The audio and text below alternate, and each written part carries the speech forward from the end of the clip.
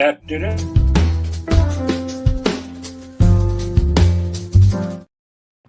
All right, all right. It is From the Margins with my friend Jimmy Afant. Hello, Jimmy. How are you? I'm doing fine. I just got off the plane yesterday. I was on Sunday, Monday, Tuesday, and Wednesday in Puerto Rico, and it was such a sacrifice. I had to go down there to hear some cases on Social Security, disability, and it was such a horrible weather. I'm just being sarcastic. It was beautiful. I was in the mountains eating. I drove around and I saw the good, the bad, and the ugly of the island. So it was fun. Excellent. I'm doing good. So how Well, have you been? You're back in do- Baldwin Park. I am back in Baldwin Park, back in the home studio. It feels great to be back in the big chair here and with a real background behind me. I Not the love fake it. I love one. it. Not the fake one. This is all real. This is the studio, and it's cold in my apartment. It's 77 degrees, but I'm cold. Therefore, I'm wearing a turtleneck. But And it's your apartment. You put the temperature at whatever temperature you want. that's right, sir. That's right. I love it. I love it. And for those viewers who are joining us and have asked in our comments, well, who is Jimmy Afant? And James Afant is a former DNC and FDP party official. Also, he's a former candidate for office. I believe it was the Orange County Clerk of Courts, if Correct. I'm excellent. And of course, Jimmy is an attorney. So, for those of you who wanted to know a little bit about Jimmy, there you go. Thank you. You're welcome, sir. So, And also a grandfather, husband, and all around person who's reached the great age of 76 and doesn't care what comes out of his mouth anymore. there you go. And I'm going to add that into future intros. And that's right. And that's what works for this show, Jimmy, because I've talked to people, you've talked to people about this platform that you have here. And there's one thing that's very consistent is that, people will say whether they agree with you or whether they don't agree with you, is that you're going to tell it as it is. And that is what is missing in a lot of our discourse because and I'm talking we as far as us politicals, sometimes we try to thread the needle a little bit too finely and try to be too careful and trying to get whatever message out. And this is what I appreciate and what you do for this platform and for the conversation in general. Look, I think the problem that we have in this country is two-parted. One is that the Democrats try to be politically correct. They try not to offend anybody. They're very cautious about if they don't want you to feel offended or not offended. At the same time, they want to be inclusive and this and that. Look, this is about how you feel, what's important to you, and the reality of life. Republicans are now, I call them the MAGAs, are I don't give a shit if I offend you. I'm going to say Right. whatever I want. And Okay. even if it's a lie or if it's the truth, I, I'm going to say it. It's like the other day, I heard one person say that all people who speak Spanish or of Spanish descent are not Americans because they're not from here. And I had to say to them, Florida, we were here first. California, we were here first. New Mexico, we were here first. Texas, we were here first. Yep. Arizona, and I could keep going on. People stop thinking that you were here first. We were here first. Florida was purchased out. California and New Mexico and Arizona was stolen. So it all depends how you want to say this. But I'm going to call it the way I see it. Okay. And if I offend some people, I don't apologize. Whoa, whoa, that's not a democratic thing to do. We're supposed to apologize. No, no, no. This is the way I feel. I respect the way you feel, but I demand that you respect my feeling too. So, with that in mind, I'm going to try to get out of this craziness that's become all controlling the news. And I'd like to think of it of a smart way that Trump has done. He he wants to keep the Epstein thing going and going and going because you've heard nothing about the war in Ukraine and Russia. You've heard nothing about the war of Israel. You have heard nothing about the tariffs. You have heard nothing about the thing in Texas and how poorly it was managed. It's all about one thing. The typical magician. Let me look over here. Look over here. Look at this. Well, I do this on the here, and you're not look. And I think it's a distraction. Yeah, like Let me blaming the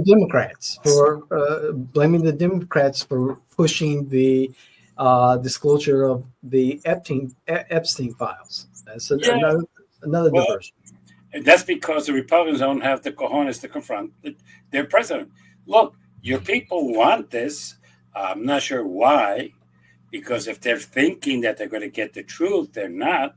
We all know that the reason they're not disclosing that is because Donald Trump was told by Pam Bundy, your name is in the file.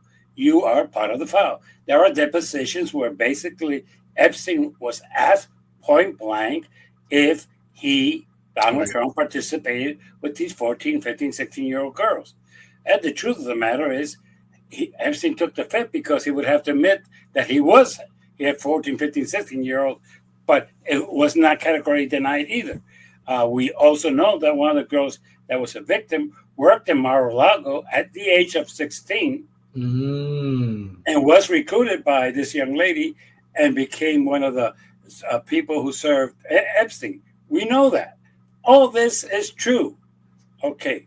The fact to say that he didn't, if he did participate or not, we do not know. But he's concerned, and he has a legitimate concern. There was some innuendo and some very little proof about 3 or 4 girls who said that, which have said the same thing about Donald Trump, and it cost Prince Andrew everything. Yes. So we have to understand that he is trying to hold this back. As a matter of fact, as an attorney, I'm offended. The motion that was presented to release these files was done in such a way that the attorney who signed it knew that the judge had to deny it because it was an illegal request. It had no legal basis for it to be released. He did it not poorly. He did it badly on purpose to assure it was their release. Today, and you're talking about the grand jury. Grand jury, yeah. Okay, grand jury testimony. Okay. Another thing, Republicans, MAGAs, in a grand jury hearing, you present normally 1/10% of all your evidence, enough to indict. Okay, an indictment is that there's probable cause that this person did this. It's not a criminal charge. It is probable cause that this person did this. And there's a joke among criminal defense attorneys.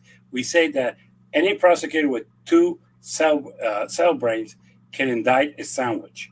And that is true because you don't have to present much to a grand jury. As a matter of fact, sometimes there's testimony and sometimes there's not. But in this case, you're not going to get everything about the Epstein case, even if this is released. The truth is, and I'm going to end this here, the reason it has and will never be released is because it would have to include that Donald Trump participated in these scandals together with Epstein, and he does not want that to go out. With that, let's go into what really matters. Okay. Russia is another distraction, and Donald Trump is not as dumb as you think. Right. And he did something that most people did not understand. It went above their head. Give 50 days to Putin to come to the table. What did he think he was going to do with those 50 days? Bombard the hell out of Ukraine. Try to advance his troops as much as he can, to have as much land as he can, and then sit down and say, knowing that Donald Trump is an idiot, say, okay, let's leave the lines where they are right now. No. You don't give him 50 days. But he did, shows that he doesn't know too much about diplomacy, And second, shows that maybe what he's trying to say, hey, Putin, get as much as you can. And at the end of the 50 days, we'll sit down, you can keep it. That doesn't surprise me. That is a problem right now because the media is concerned about Epstein. It's not reporting that there's still killings going in Russia and in Ukraine. Right. And the weapons that Europe is giving Ukraine are being used. Yeah. But it's not coming from the United States. We're not sending weapons to Ukraine because Donald Trump doesn't have the cojones to do that. He's afraid of Putin. So that's another story. But that is not being reported. It's the destruction. Look at the little civil thing I have here called Epstein. And we're going to discuss this during lunches. We're going to talk about it to a point that we're going to be repeating ourselves 3 and 4 times in different stations. You go to CNN and here now. The other one that is not being discussed, but it is connected to Epstein, is Murdoch. And the business journal, what you call it? The Wall Street Journal? The Wall Street Journal. Ooh. That lawsuit was answered. That lawsuit, he has counter-sued Yes. Donald Trump for malicious prosecution. This might be an interesting thing because Donald Trump might have to pull out of his pocket money to pay back. Ooh. And he has given instructions to the Wall Street Journal to dig deeper and to go forward all the way to the end of whatever they can prove, to do an investigative reporting and to go forward. He is not backing up. He is not paramount, and they're attorneys with no cojones. This guy say, let's go for it. Mm-hmm. And let me tell you, it's been said by some people that they do have the evidence, that they're willing to walk into the court and say, here it is. Okay? And for the record, let's hear one thing that has not been discussed in the media, and I want to discuss it today. In this lawsuit, it is mentioned in the Wall Street Journal that as part of the paperwork that's in the Epstein file, which is in the possession of Pam Bundy, there is this letter of happy birthday where he draws a naked woman and the comments. Okay? To this day, July 24th, 2025, day 14 since the day that the Wall Street Journal put this out, Pam Bundy has not stated publicly that that's not in the file. Huh. Okay? She's not going to say, hey, I have the file and that's not in there. Which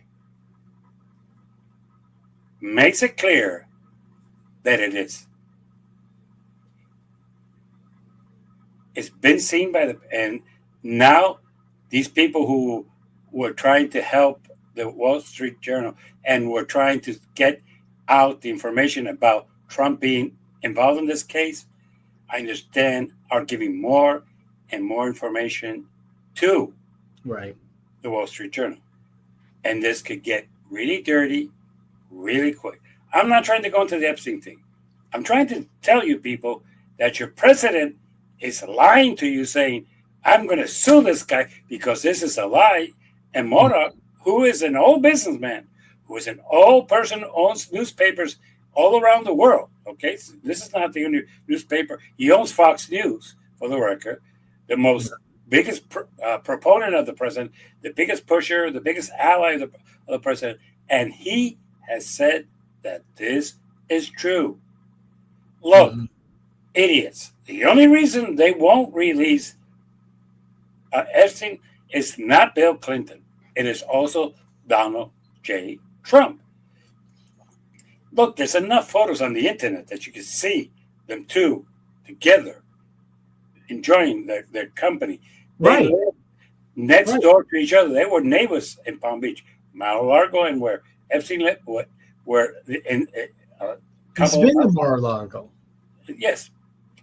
So it's really to this point that we need to understand that this is something that's coming down. Pay attention to that lawsuit because the Right. next thing the attorneys are going to do is say, "Oh, you want to sue us? I'm taking your deposition." And there's case law that says that a president who initiated a lawsuit is like any other person who initiates a lawsuit and has to provide a deposition. Right. And you will see Donald J. Trump, Donald J. Trump, take the fifth like there's no tomorrow. Wow. Jimmy. Yeah. There's so many layers, and you mentioned Russia, and I want to, and I may be stretching it here. I'm going to try this. Okay, go for it. You mentioned Russia and how Donald Trump said on day one, the war between Ukraine and Russia is going to be over. Blah, blah, blah, blah, blah. Vladimir Putin has been given time and an opportunity to come to an agreement to end this war, at least a ceasefire. As the Epstein files situation builds more and more pressure on the president, all of a sudden we hear more about this Russia hoax, this organized attempt to prevent Donald Trump from becoming president by essentially, allegedly, naming him as a Russian asset or a Russian puppet, as Hillary Clinton spoke to during one of their debates in 2016. It appears that he's shifting the conversation away from him onto former President Barack Obama now and Hillary Clinton and their intelligence operatives and directors. Is this another effort by the Trump administration to deflect, and perhaps make it such a big deal that we're dragging former presidents and former secretaries of state into court where everyone's going to be sitting waiting for their turn to give a deposition? What's your thoughts on that? Well, it's a 2-point. And one of them, I don't think that most people have realized. Who was the one person that was in the doghouse major league with Donald Trump from his cabinet? That was Comey. No. Current cabinet. Oh, current cabinet? Let's see. The one person I can think of is former Representative Michael Waltz, who now is who is trying to be confirmed as the UN ambassador. He did have Signalgate. Pete Sackfest is allegedly on thin ice. Tulsi Gabbard is allegedly. You got it. And Okay. who is the person who's spreading the thing about Obama? By the way, it is her. Is there any other member of the cabinet doing this? No. The director of national Is it security? even coming out of Donald Trump's mouth? No. That's She true. is trying to ingratiate herself. Say, hey, let me help out the president come out with this bullshit because it's bullshit, because it's nothing new. It's nothing Right. new. Okay, it's the same bullshit that's been there for some time. So she's coming up with this and saying, look at this. They lied about this 8 years ago, basically, and Right. now we're going to continue this, and that was a lie. I don't have a proof that it was a lie. Right. For the record, I don't have any proof. I'm just going to come here and talk bullshit in front of the microphones and tell you how bad this is, okay? Nothing that we could do now We could do because back then they didn't have proof. Bill Barnes and Department of Justice told President Trump back then, "There's nothing here." Okay, it was written by a private investigator hired by first the Republican Party to find out if it was true, and then by when he took over the Republican Party, he was kicked out, and then the Democrats picked it up. It is a fact. That is a fact. Okay. The truth of the matter is that Obama didn't have anything to do with it. Did Hillary Clinton campaign? Yes. Some of her staff did. I'm not going to say no. But at this point, why does she keep bringing it up? Especially right now that it's quite clear that Putin has told the president, and since he got elected into president, go fuck yourself. I'm not going to sit down. I'm not going to discuss peace. I'm going to go forward with the Ukraine war, and you are nobody to tell me what to do. Fuck you. If that's not being a bitch, I don't know what a bitch is, but that's the other thing. So the truth is, she's going up there and throwing another smoke bomb and say, "What about this?" When there's nothing here that is new. I'm sorry, nothing that's come out of Tulsi Gabbard's mouth is new. We all know this. This has been a bone that has been picked and chewed and spit out. So it's not like, oh, wait a minute, never heard of this one. No, you've had. So it's more of a distraction. There's no doubt about it. But at the same time, she's trying to ingratiate herself with the president because she's been in his doghouse for some time. Okay, when he said something, she said, "No, that's not true." She got herself in some serious trouble. Okay, and we all know. I remember that. That's true. So if you're going to say, is this something? Was this approved by Trump? Knowing Tulsi, I'm not sure. She's so crazy she could have done this on her own. I'm hoping that the White House authorized it because, after all, she talked from the White House. And that's the other interesting thing here. She did not go to a corner library. She did not even go to her office and do a press conference. The press conference was done in the White House. Yes, it was. She had to have the consent to bring it up. So somebody in the White House with her might have said, "Hey, this is a good idea. Tulsi, you do it so you can ingratiate yourself with the president again, and let's create this distraction." So I think it's a combination of two. Let's create a distraction, but at the same time, let's ingratiate her with the president. I wouldn't put it past them because right now, I hate to say this, they have nothing to say positive.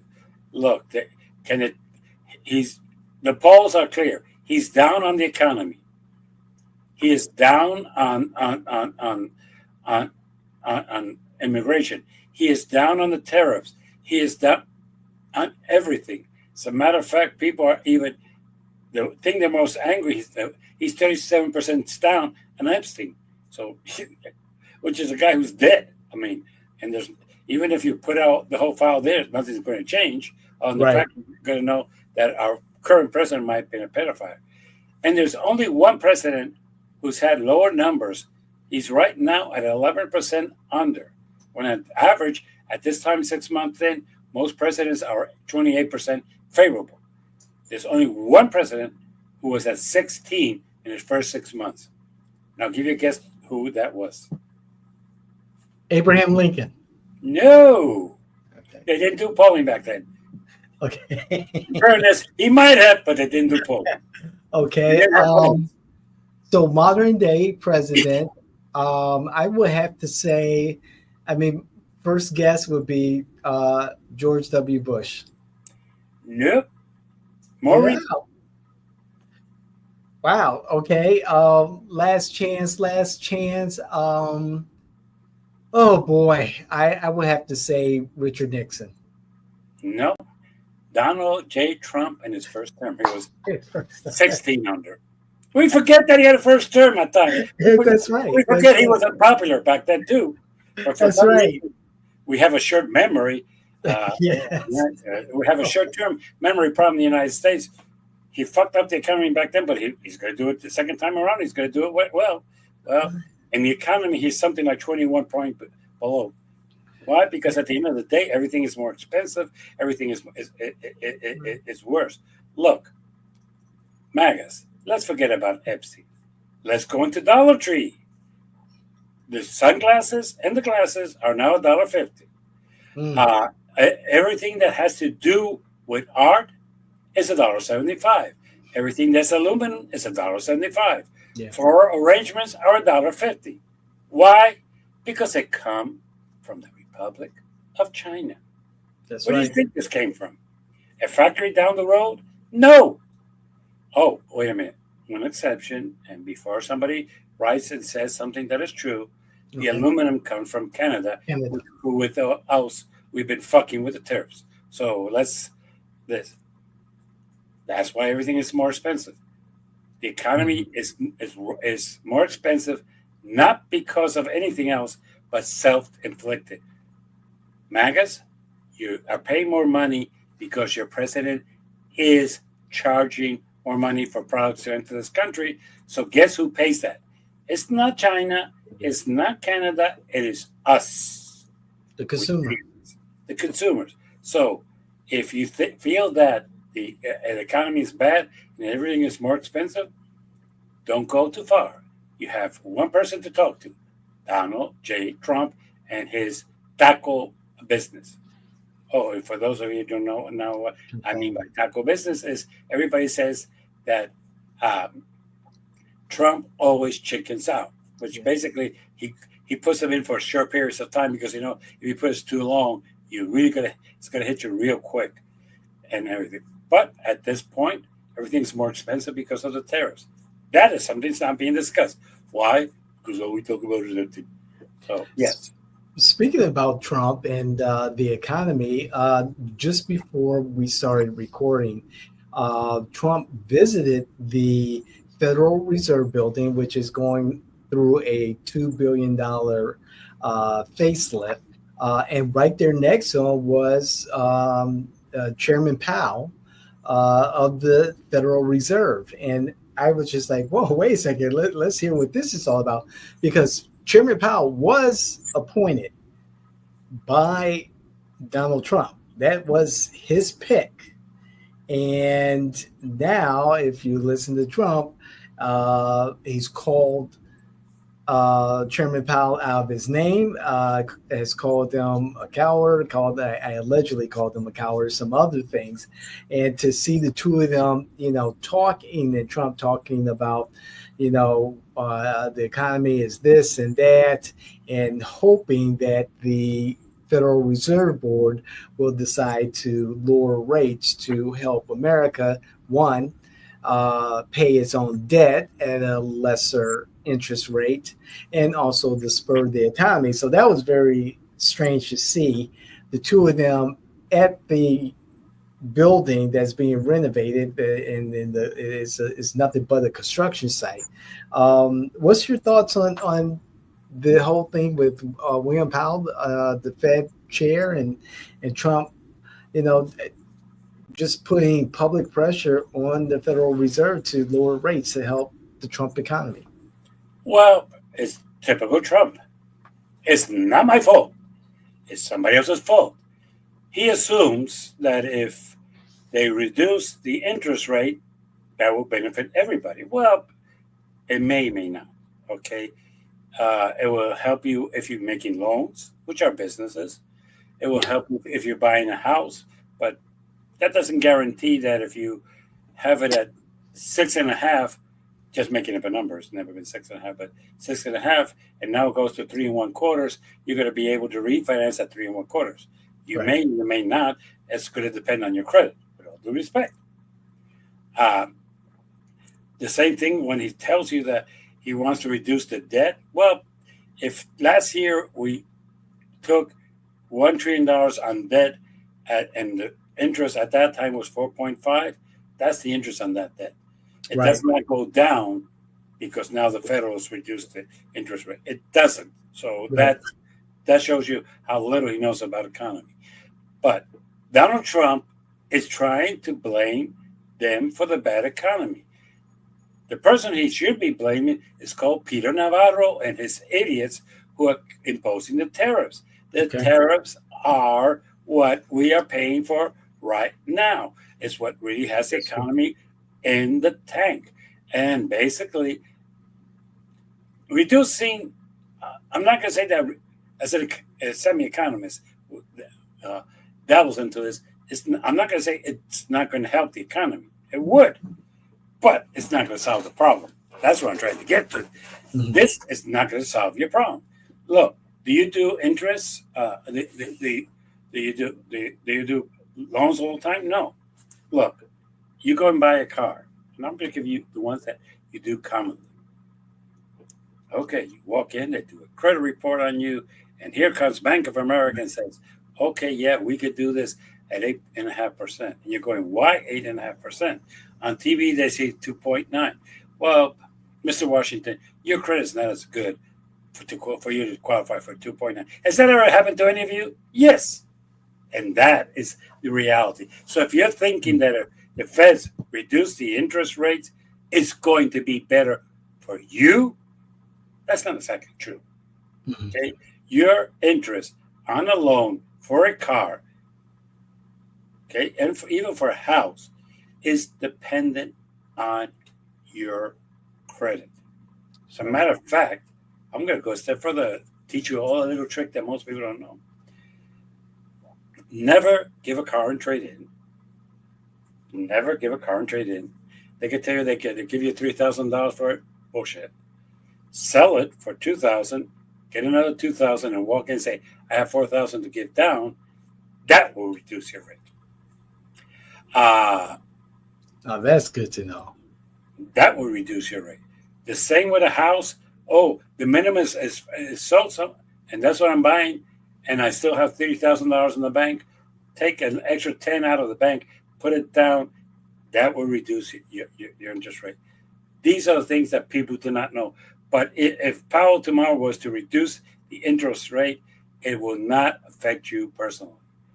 He's full of shit. Mm. Would it Wow. help the economy? Yes. Okay. Okay. It will help.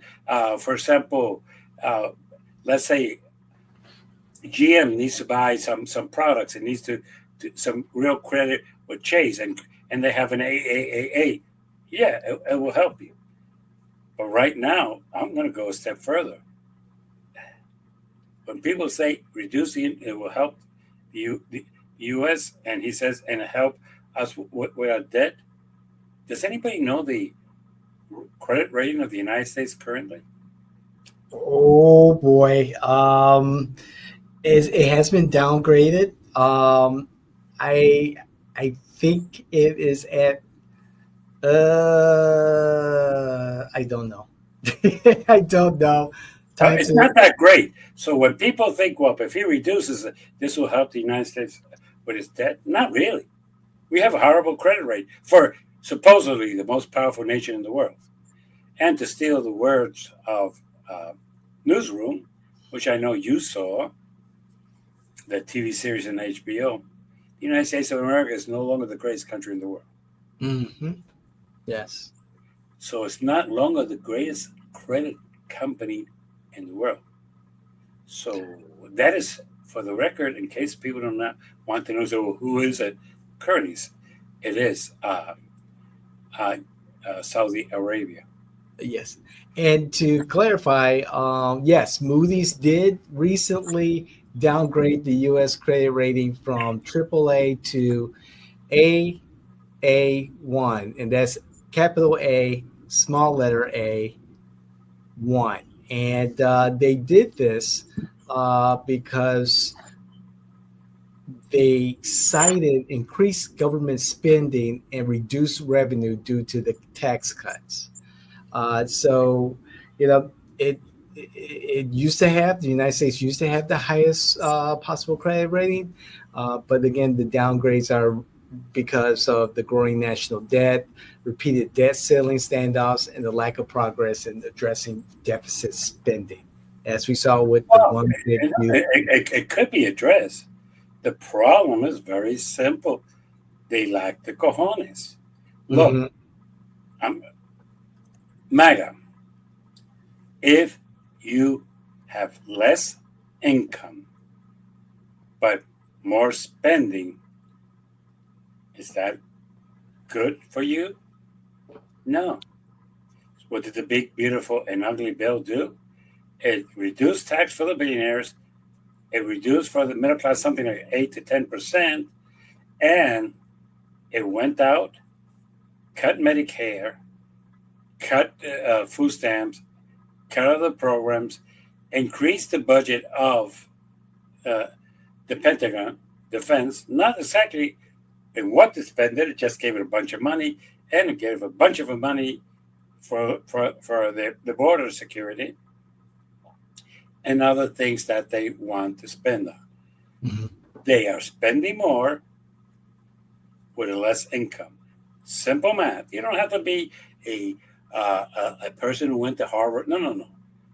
I have reduced my income by 25%, and I have decided to spend 30% more. That creates deficit.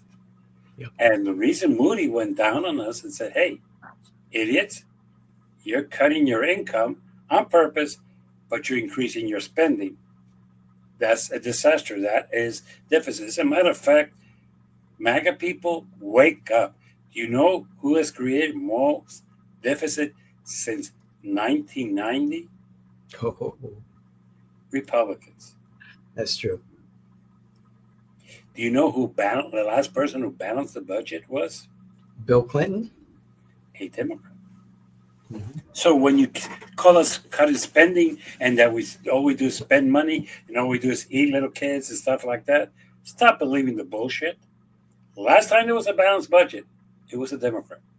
The person after that, Bush, and created a deficit that to this day we're still paying. Basically, Obama, because he couldn't control both of the House and the Senate, there really was not even a budget. They were all continual spending resolutions. So basically, the deficit was stagnated not because of anything else, not because the Republicans wouldn't give him money to buy a lollipop. So that was it. Under Trump, let's stop pretending. Yes, it was the money for the pandemic. You have an excuse, but it's still a deficit. Now I would accept that Biden did the same. Okay, Yes, he. I'm not going to say here as a Democrat that no, he did the same. So between that, yes. And right now, the biggest creation of deficits since Bush has just been signed into law. So with all due respect, Moody is not anti-Trump. Moody is not the Democratic group. Moody, as a matter of fact, is a very Republican group, and they had to say the truth about everything. And I'm going to give you a word of advice. MAGA, stop listening to Fox, because Fox is about to tell you certain truth about Trump that you don't want to hear. Yeah. Yeah. Because Trump pissed off the owner. Okay? He pissed off the owner. Yeah. There was a scene in Two and a Half Men where Rose comes and says how after Charlie was unfaithful to her, the next day they were in the metro in Paris, and somehow he slipped and fell in front of an upcoming train. And somebody in the background said, don't ever piss off a crazy person. You don't piss off a crazy person like Marla. You are paid for it. He's told them to tone it down with the support on Trump. And guess what? He owns the station. And if they Murdoch don't, does. Yes. there's the door. That's right. That's right. So what else do you think is going under the radar?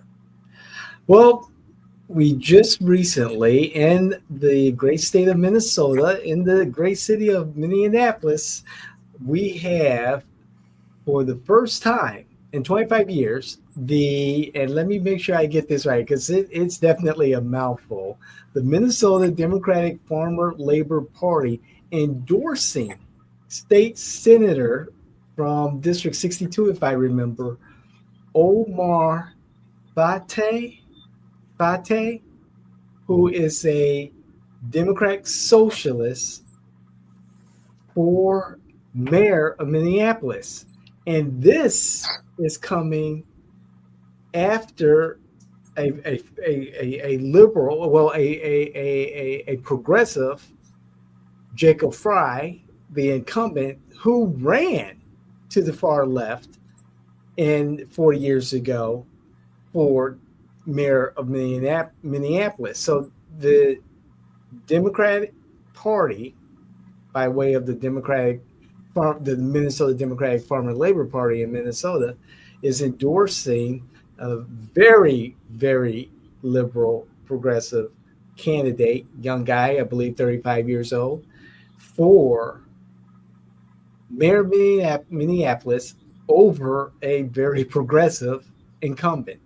I think this is really phenomenal. And one of the reasons that he's given this support, Senator Fateh, is because there is his platform, Healthcare for All, support for the Minnesota New Green Deal, or the Green New Deal, progressive taxation, transportation justice, and high quality education for all. Sounds a lot like the guy out of New York who's running for mayor. What's your thoughts on that? Well, I've been saying this, and the Democrats don't listen to me. Look, the mayor of Minneapolis made a lot of promises, on Mm-hmm. which then he was either unable to deliver or he just joined the establishment, and now he's perceived as part of the establishment. I don't know if he should be felt that way, but basically, I think the Democrat Party is going through the what I would call the Republican MAGA revolution. We don't trust you good old boys. We want you out of here. You have been fucking us. You have been doing nothing good for us.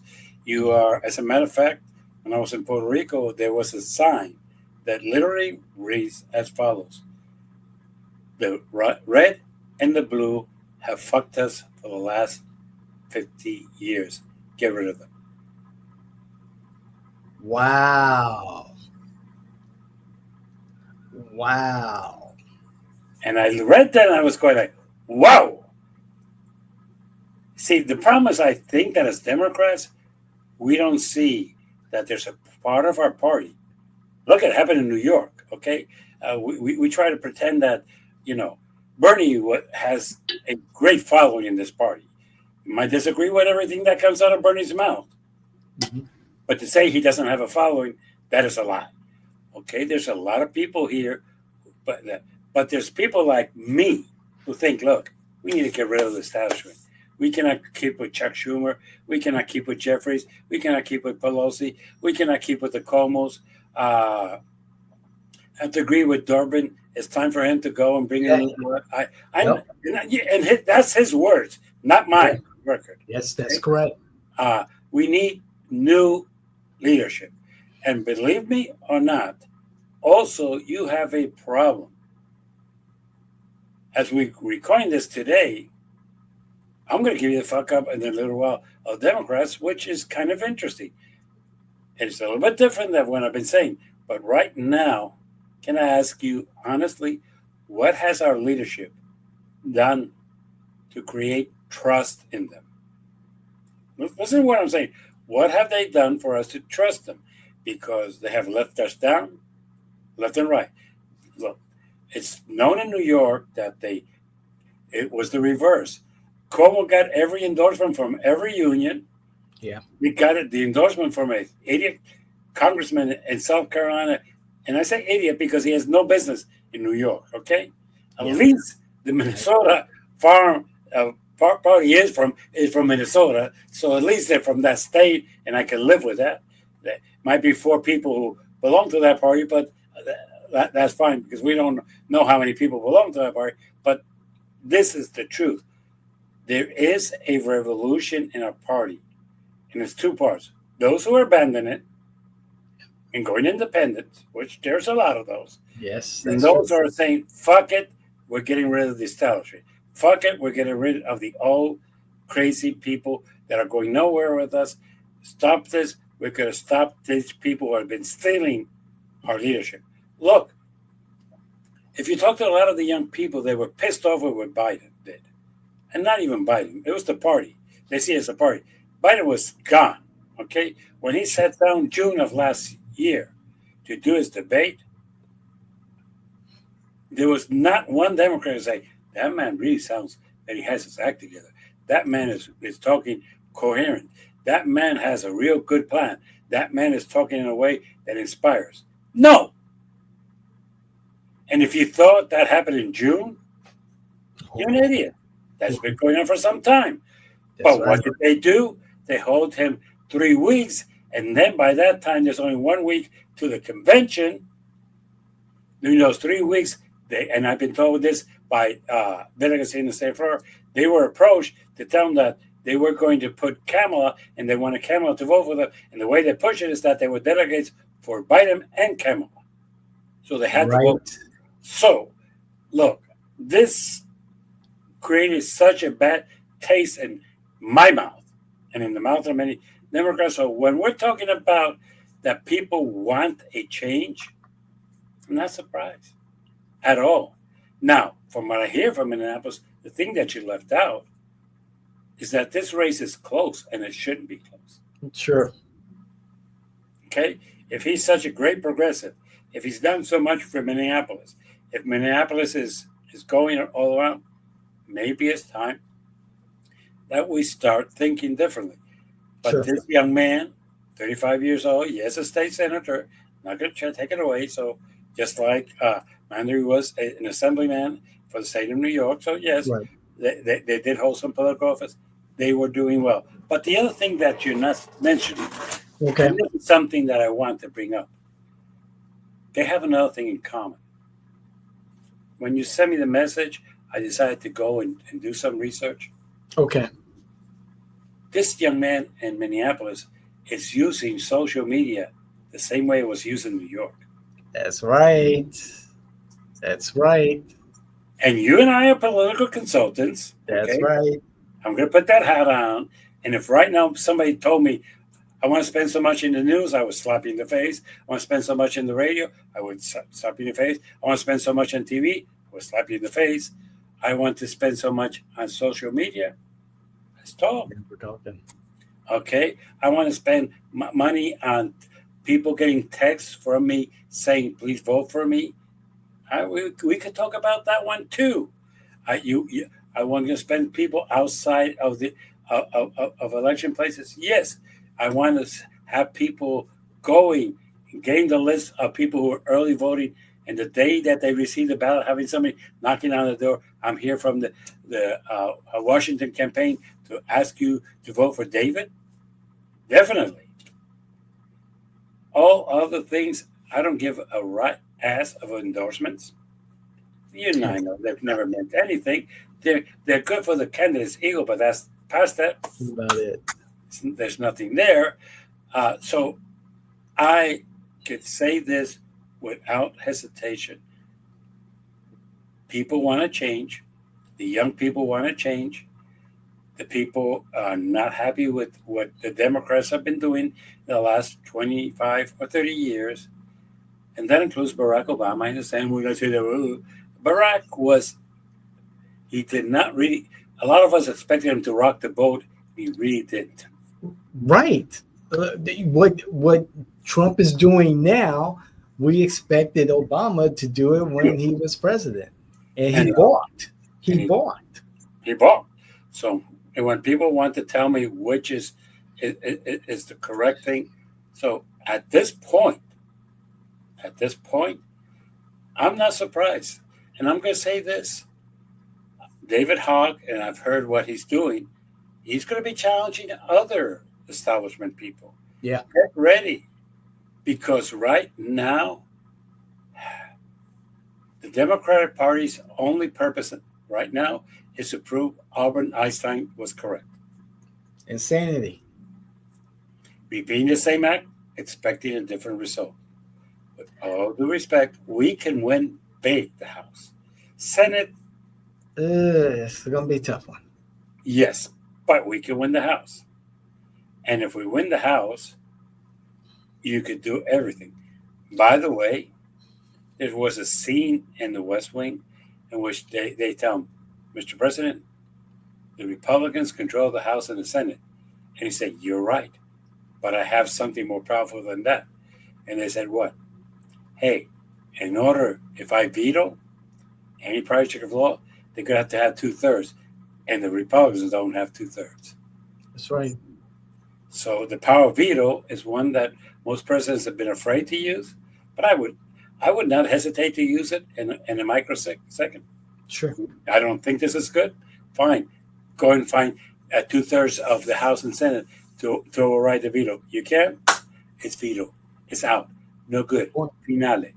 But right now, people, you need to wake up. Things need to change.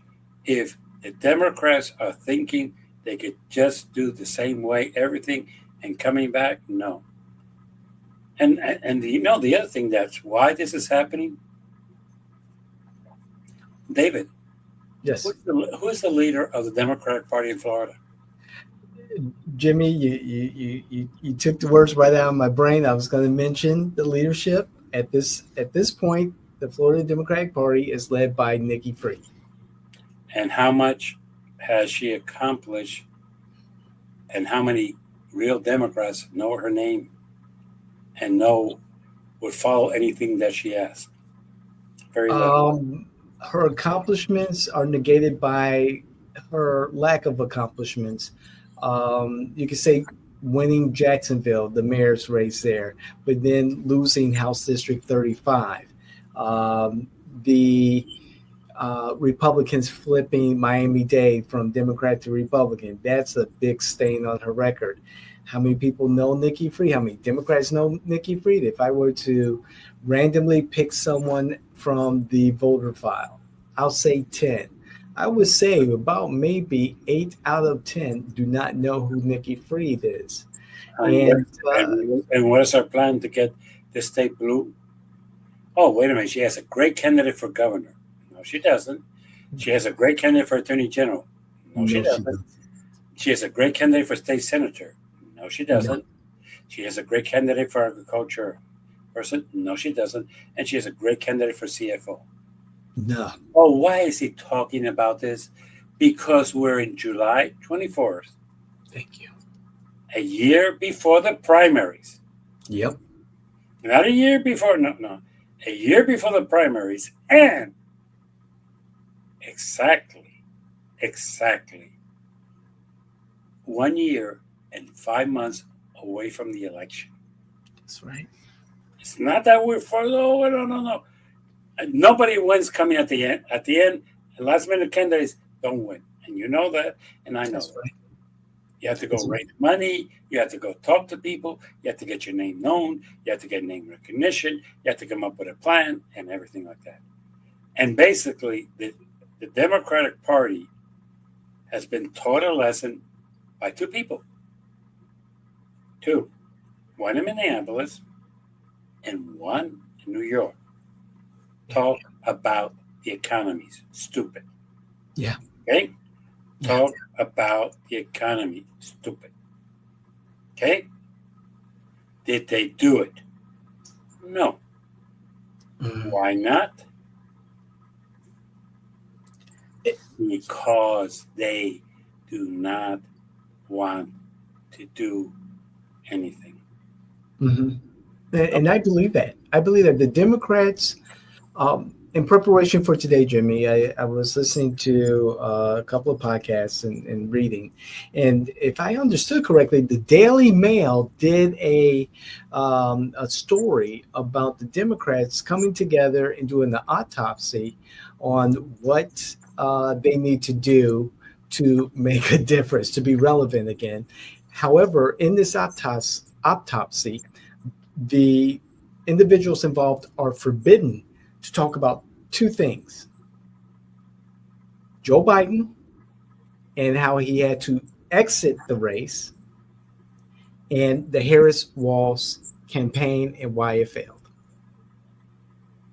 So in other words, let me say something as when I used to study science in college. I never forget that the professor came to us and said, the way you cure a condition is by finding the cause. That's correct. A yellow fever was, they figured out that it was a mosquito, and they eliminated the mosquito. We know that polio was created by a condition, and we invented a vaccination that eliminated it.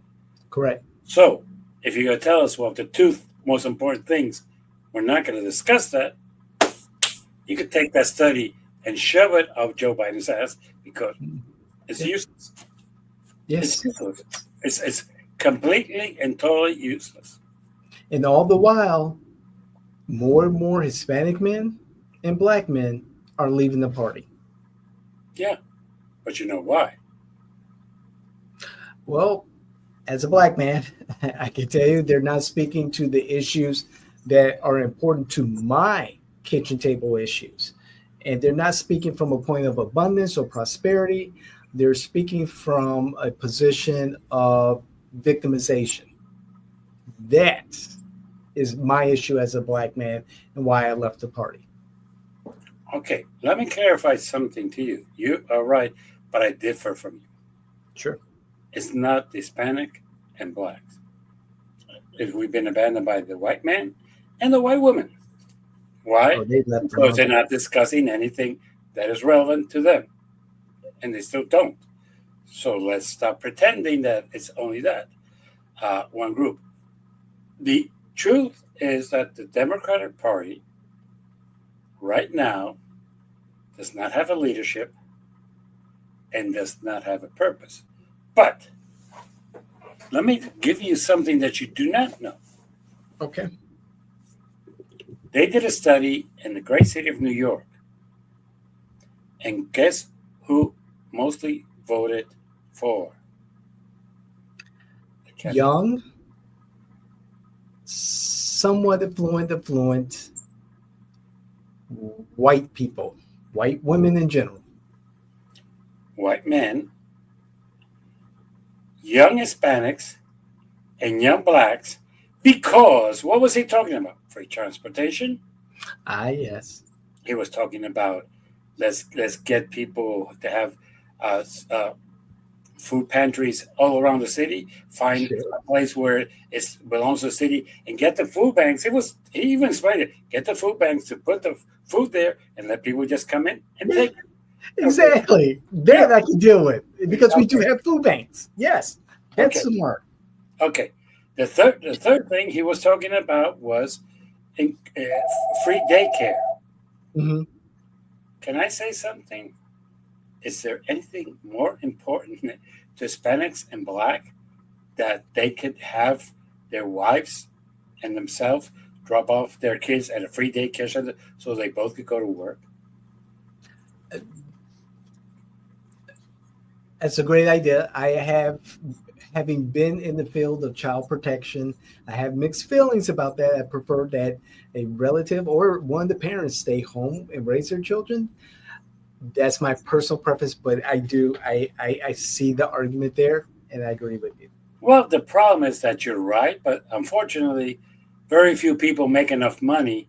Yes, for a family with one salary. Exactly, and we in our conversation, the political conversation should be about creating an economic system, an economic environment that does allow one parent to stay home and raise a child. And the second thing that we don't want to talk about in your community and mine is kind of,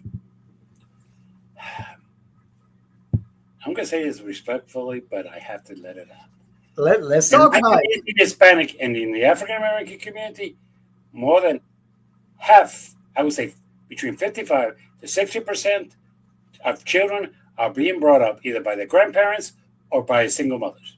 That's correct. So the idea that, I would prefer that one of the parents stay home is more of a wishful thinking because most of the families are not together. Okay? That's correct. Let's talk about that. They're not together. So Yes, to say, well, right. Here's a daycare center for a single mom. Here's a daycare center for a grandparent who really needs to work because even though they're in their 60s, what they get from Social Security is not enough to support this kid that they're raising. And let me tell you, in the Hispanic, in the African American community, that is becoming more and more frequent. And at the same time, as somebody who did dependency in his past legal history, there's a lot of abuse that comes from home. That's true. That's true. Hey, you and I have seen it. You are correct, Jimmy. You are correct. So, I would just like to see in the Black community, in the Hispanic community, opportunities that are afforded in more affluent white communities, the ability to stay home, one of the parents, and create the environment, create the but the only way that's going to work, David, is if they stay together. The amount of Hispanics and African American single moms is astronomical. It is more, in some places, it's over 60%. Yes. And you can't say, let's stay home if they're not together. If they're not together. And that's the heart of the matter. Yes, that is the heart of the matter. So let's go into the fuck up of the Democrats this week. All right. Democrats, what did you do during this whole session that was forced away by Mr. Johnson because he's afraid that you and a couple of crazy Republicans would have forced the Department of Justice to tell the world that Donald Trump is a pedophile? Okay, you did nothing. I learned something from an old legislator in Puerto Rico. He controlled his party, and they presented 22 law projects. Did they go anywhere? No, they were not the majority. Sure. Did they even go to a committee? No. But every week, he would stand in front of the house there in the capital in Puerto Rico and present beautiful legislation. He would explain it to the press. He would go out there and tell what the party wanted to do. I would grant you. He would then say, we have presented this, and these assholes on the opposition do not want to consider it. What's so wrong with this? That it comes from us? Okay. That was not done by the Democrats. That's your lost opportunity. You did nothing. Would your legislation have won? You know something? Maybe not. But show the people that you're trying to do something other than just sitting there and bitching. You have no real attempts to pass legislation. You know something? You're going to use the rules right now. And what Johnson was trying to say to everybody, go home. You're going to have one person stay there. Okay? And technically, because that congressman was in the hall of Congress, the session was not over. Then you could get another, and you could get another, and you could get another. And just there, voice everything that was going wrong. Say everything you wanted to do about this. Make noise. But no. He said, let's go home. And the first people who were packing to leave town were the Democrats. And you left town with no plan B. And I like to mention what plan B is to me, because I was Sunday and went to a restaurant, and I asked for which was the fish of the day. And the young lady told me, well, I'm sorry to inform you, sir, but the fish of the day is gone. It sold out. Which happens. I'm not saying. And immediately I turn around and say, well, then I'll have this. That's called having a plan B. Okay? That's right. The Democrats knew they were a minority, but they couldn't. And you know why they couldn't come up with a plan B or plan C or anything? Jeffries is a moron. The people surrounding him are morons. And basically, he has pushed aside what I call the liberal part of the party away. Okay? That's it. Yeah. Now, let's go into the Republicans. Guys, you got a lot. And yours is good and juicy. You have been taking your people for idiots for years. Once we take power, we will release these files. We will tell you what's in there. We will tell you if there's margins have been found in here. We will release everything. Nothing's going to be held back. Well, she said she had a Martin Luther King file on her desk. She never gave a report on the Martin Luther King file. She said she had the John F. Kennedy file on her file. Nothing. She never gave a report on it. But because he didn't think this one through, this I put on Donald Trump, he appointed the FBI director and deputy directors, two people like me. Well, I don't make my living doing podcasts, but they did. Okay. They did. Yes. And they had time after time. Oh, yes. Epstein. And when they got there, she told them to shut the fuck up and not talk about it. And they did. And basically, they fall in line. Yes, they did. Right now, you are not discussing any legislation. You are not discussing any laws that you could have discussed between now and August that might have benefited this country just because you have an obsession with a pedophile because you think you could prove that everything in there were Democrats who eat children, like in Pizzagate, which is so absurd, I cannot even go there anymore. Right. And that the Democrats were in there. Was Bill Clinton in there? Yeah. And there was another Democrat back then there in that file. Oh, wait a minute. Now he's a Republican, Donald J. Trump. But back then he was a Democrat. Just for the record. We tend to forget that one. And back then he was eating children. And he was a pedophile because he was a Democrat. But then he became a Republican and stopped doing those things. Oh, come on. Give me a break. He's been told by Pam Bondi his name is in there. There's enough pictures that if you go on the internet, as a matter of fact, if you I did this the other day just to have fun. I went to YouTube and put Epstein, and everything that came up was about the relationship between Epstein and Donald J. Trump. Everything. Okay? So, and then they're stupid enough that they send a deputy attorney general to talk to the woman who, according to everybody, is a liar. It was the person who set up the kids for Epstein, who is in jail for assisting in pedophilia, who is in jail because of 3 counts of perjury. Not 1, not 2, 3 counts of perjury. And what they're trying to offer is that, hey, we'll let you out if you tell the world that Donald J. Trump had nothing to do with this pedophile and that was not involved in this. That's what they just offered her today. And you think that your people are stupid. Maybe they are. Because that one was too damn obvious.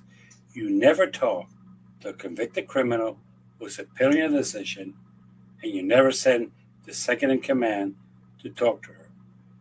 You don't take a deposition of a person who's going to have to say, take the fifth, because every question you're going to talk about was in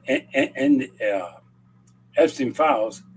If you even admit that you know about them, wouldn't auto-incriminate yourself. So your attorney's going to take the fifth. You're doing this for show and tell your people. People, the Republican Party has no intention to release the Epstein file to you. If there's anybody who has an interest in keeping this Epstein file secret, it's Donald J. Trump. With that, people, subscribe, comment, good, bad, and different. You can also dislike. You can talk to your friends and say, hey, there's a crazy guy there with a podcast who doesn't hold back anything. You might want to listen to it. And last but not least, hey, you can always make a comment saying that you even don't like the program. I would appreciate that. So with that in mind, I will see you next week. And have fun. And stay out of trouble. And remember, your problem is not your federal employees. It's a corrupt House of Representatives and a corrupt U.S. Senate. Take care. Take care, Jimmy. This is From the Margins with Jimmy Afant. See you later. See you later. Okay.